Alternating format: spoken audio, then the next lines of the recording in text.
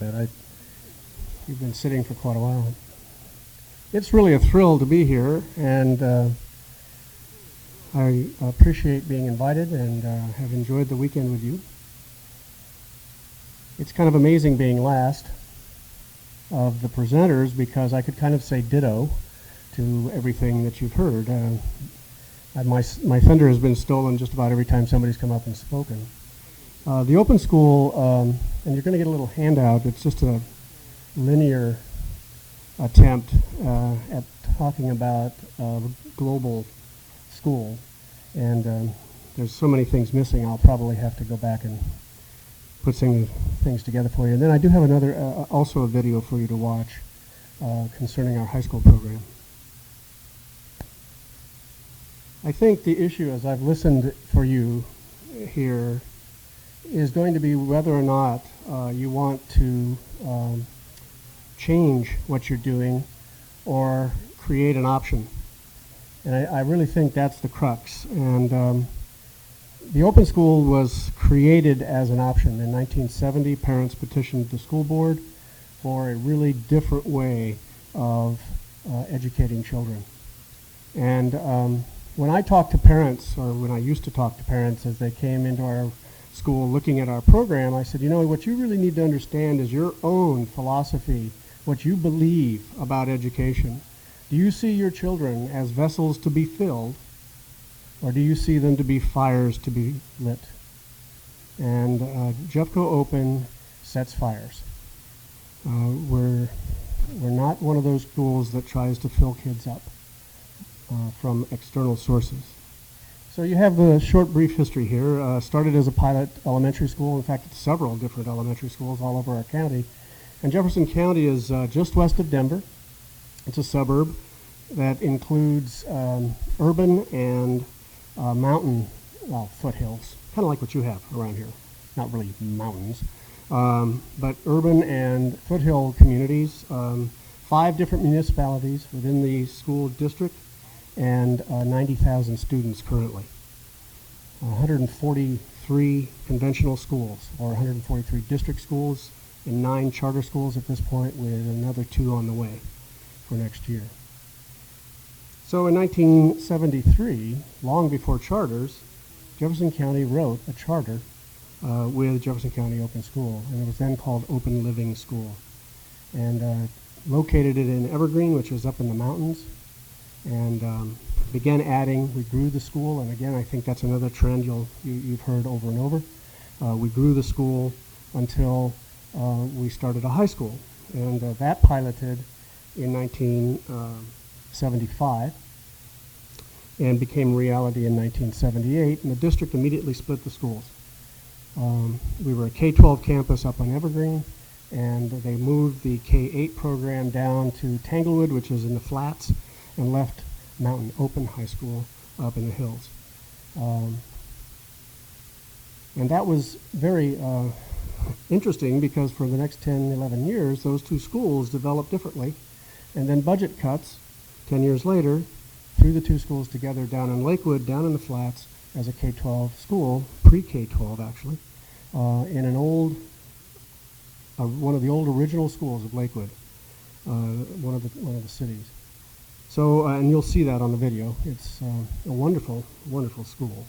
And we were thrilled because we had been in leftover hand-me-down buildings from the very beginning of the school. And so now we had our own place. It wasn't really suitable to what we had, but in some ways it fit really well. It had 2 big wings on the side, 1 big wing in the center, and all kinds of central stuff like cafeteria and gyms and offices and those kinds of things that we shared. And so we put the little guys in the east wing, and 7 through 12 in the west wing, because the west wing was next to the parking lot, and the parents were panicked that these poor little guys were going to get killed by all those big high school kids. And so we started school that fall, making all kinds of reassurances that our big kids wouldn't kill the little kids, and of course forgot that they were all coming in on buses K-12. They had been in buses for 2 hours before they got to us, and they did fine. In fact, the bus drivers loved it. They said, oh, the little guys kind of moderate the big guys. The big guys keep the little guys in control. This is great. And they drive all over the county. Some of our folks have a 3-hour bus ride to get to our school, and they choose to come. So when a little guy or an older guy is lying around the halls asleep, I never bother them because they've knocked themselves out just to get to our place. Some of the philosophies and beliefs, and you've heard these before. The school began, it was really interesting. I found the original paperwork, and what they said basically was pretty much what Mary Jean has said to you. You can't tell kids what to learn. They have to learn it. You can't really teach kids. They have to learn. And that's a different philosophy. It's very child-centered. And so teachers are true mentors. I used to love going into the elementary school when I was a principal. The teacher would be kind of a queen bee. She'd just be sitting there, and the kids would come to her with their issues and their questions. And one of them, they were doing math, and the teacher wrote out a math story problem, and the two kids took off and went over to the manipulatives, and one of them was really good with manipulatives. This was in a K2 classroom, and he was fixing things up, and the other one, though, was really good at math, but couldn't do the manipulatives. So they worked together, and they came back and they said, okay, here's the answer. And the teacher would say, well, how do you know that? So they'd bring the stuff over and show her, and that was math, and it just kept going. And at the same time, over in the center program, there were other kids reading, and they were reading to each other. There's lots of movement. You'll see that. One of the questions that we always ask teachers is, how well do you deal with chaos? Because this isn't the straight rows of chairs. In fact, we don't have a desk in the school. Oh, there's one in the library. But we don't have, they're just not in the rooms. They don't exist. And of course, visitors think as they walk through the school, well, there's no learning going on here. Well, look at all these kids. They're all over the place. And yes, they are. But they're very self-directed. And they start very young. Kindergartners fill out a little schedule. This is what I'm going to do today. They have little tack boards, and they just stick it on the wall, and they say, okay, this is where I'm going to be. And sometimes in the library, which is blocks away from the elementary wing, we discovered when the kids went to music, they actually almost had to walk about a block. And many of them got lost on the way. So as administrators, we would kind of go out in the hall and just ask, where are you really going right now? Well, music. And I said, well, you know where it is. Yeah, it's up there. Okay. Get going. Specials every day. Some of the philosophies really tangle us up with our scheduling. They believe that PE and music had to happen every day for all kids. The PE teacher goes crazy because she's trying to provide a program, K-12, and add all of those kids every day. And she was doing it. We had this wonderful movement class, and scares parents to death. It's all these ropes and high beams and lots of cushioning around, and the kids are up walking around and doing all these kinds of things and falling. And she can go to parent-teacher conferences and sit down with teachers and parents and kids and say, this is the kind of learner your kid is. I've watched him. And she called it movement. It wasn't PE, it was movement. Non-competitive. We don't have any grades, any credits, and no athletic teams in the school. And that was designed. And there's a reason for that. And it started really with the elementary program. And as it grew into the high school program, the high school folks were very intent on making sure that we didn't have competition. And also it changed the motivation for learning. We didn't have kids sitting in class being good and getting a C. We didn't have kids working to get an A and quitting. It changed it. It changed the whole idea of what learning was about. It got more radical than that. As you've heard, we believe that school happens everywhere. In fact, we say this to kids over and over and over. Your school is your life is your school. And it's really true, and it's true for all of us, but it's really true for that age group. And we have a very strong advising program. Every student in the school has an advisor, an adult. In the high school and in the middle school, well, actually in the high school more than anywhere, the students, we assign them at first, and then they pick who they want. And that's probably one of the most important choices they make because the advisor helps them graduate, helps them through the walkabout, the process of graduating in our school. That advisor, when he's selected or she's selected, goes to the house and sits down with the parents and says, tell me about your kid. And what is it? What's your dream? What's your goal for this person? One of the things that we had a problem with when we first opened was that kids were coming to us because they were running away from what they were doing. And they weren't really coming to us for what we were. And we had, we had kids that were just not with us in that process. So we have spent probably more time orienting people to our program than ever before. And especially now that we have more and more choices. We were the only alternative in Jefferson County for years. And the other one was a back-to-basic fundamental school. So they had the opposite extremes. And when you're one of the only choices, it doesn't matter who you are, they're coming. And that's something for you to keep in mind, too. If you're the only game in town, you're going to get all kinds of kids, and you're going to have to need to deal with that. And I think this program does that fairly well. We look at students in the personal, social, and intellectual domains. The graduation requirements for the school are to acquire the skills, knowledge, attitudes, and behaviors appropriate to adulthood, and then to demonstrate them in 6 passages, and you'll hear all about that when Maurice talks. Passages are experiences that students create to test their own adulthood in the world. And what we used to ask kids to do was to sit down, we were a 10, 11, and 12 grade high school then, write a list of what you think you need to be a successful functional adult in today's world. And 10th graders can do that. So they'd write a list, and that was what they had to work on to become, to be ready to do passages. We've had so many questions that we finally wrote the list down. And what we discovered was that you could take that list, and it never broke down into 4 credits of language arts, 2 of science, 3 of social studies, and electives to equal 20, how many ever. But it could always be broken down into personal, social, and intellectual. And it was always unbalanced. It wasn't the same list for each kid. Some kids had quite a bit more personal things than they had intellectual things. Others had more intellectual than social things. In fact, we had some pretty terminally gifted kids in the school at first, in fact, forever. The kid that you all know who's just brilliant but can't get along with anybody in the world, and that emotional IQ issue we were dealing with forever. And so the advisor sits down with a student, and in the high school, the very first event is a week-long backpack trip. We go up into the Mount Evans Wilderness, which is one of the most unique wilderness areas in Colorado because you can sit up there and look down on the lights of Denver, which is really a thrill for city kids because they don't walk anywhere. And if you put a 10, 20, 30, 40-pound pack on their back and you're going up and down hills and then staying out at night with total strangers in tents and listening to elk bugle and who knows how many animals walking by your track, they just go crazy. But there's a reason we did it. We actually tried not doing it one year and the kids rebelled. They just totally rebelled. So we want the wilderness trip. And what it really is a tremendous group builder. Because you're taking kids from all different kinds of high schools to your school. They're not your 8th graders that are coming to 9th grade or 10th or 11th or 12th because we took them at all ages. And again, I'll talk in those terms, but we don't talk about kids that way. They're not freshmen, sophomore, junior, seniors until they graduate. Then they're graduating seniors. And they can be that for 2 or 3 years before they finally do it, but that's what they call themselves, the graduating seniors.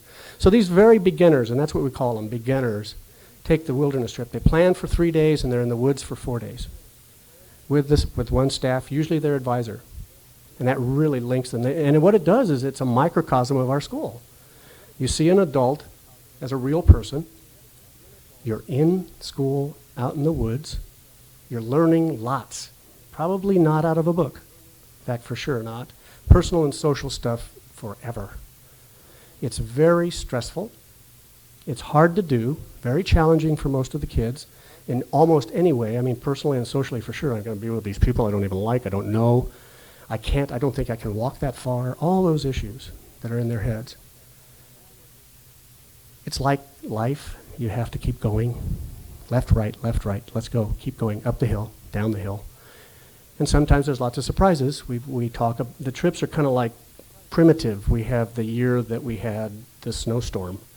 These are in September and August. And the year that the bear got into camp, and the year that we fought the forest fire. And everybody, and all of the groups have their own little story. One of our staff blew a knee out. And what the kids don't know is that we always loop in our trails, so that we're never more than about 30 minutes from each other, but the kids don't know that. And so the student assistants, and we always have older students as our student assistants, hustled over and got the leader from the other group to come over and take the teacher out, backpacked her out. And we love those phone calls as administrators back at the ranch when you get the 2 o'clock phone call of, I just lost Billy. I said, what? She said, yeah, she was supposed to come back after her solo, and we do a solo night during the trip. That's the scariest thing that the kids do. It's an outward bound concept that they spend the night out there by themselves thinking. And of course they don't sleep, you know. That's great because then they're a little quieter and tired the next day. And of course the trouble is when you're an advisor and you're on one of those trips, you don't sleep either because you're on duty 24 hours a day in school. So they come back from that trip and they sit down with their advisor, and we have a block schedule already built. And we go by blocks. A block of time can be anything from 1 week to 12 weeks. They've been that long. And so much like you've heard, we can alter that yearly schedule. We can alter the daily schedule, the weekly schedule to make it look whatever it needs to look like for that particular block. We pretty well standardized it lately, partly to compare to the conventional schools so that if a kid needs to go back to a conventional school, we're doing it at about semester time, and we've guaranteed our other schools that we wouldn't dump them into their programs or back into their programs until semester. So we've modified it to about an 8 and 1, 8 weeks with a 1 week wrap-up week and 8 in another. The classes that we offer are taught by anyone who wants to teach.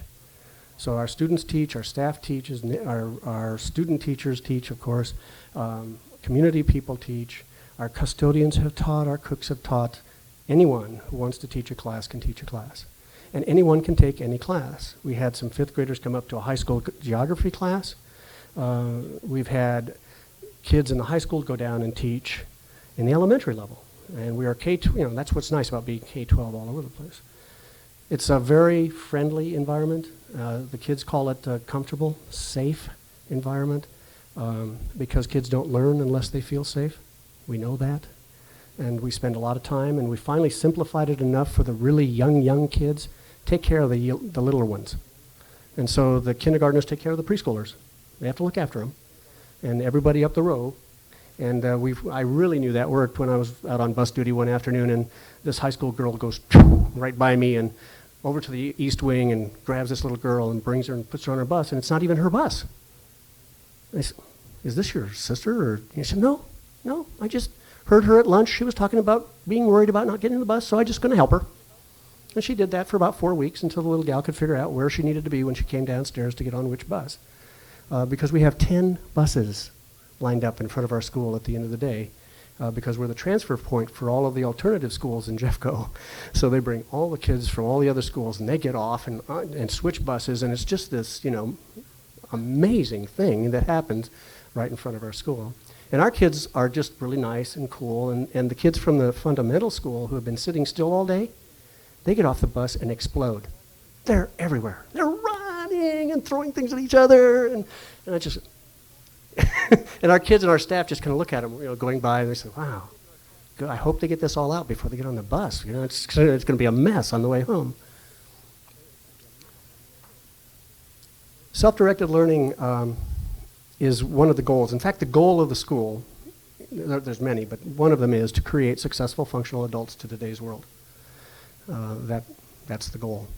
And to do that, you have to let kids become successful, and you have to let them become functional, and they need to become adults. And what I think happens in schools is that we don't let that happen very often.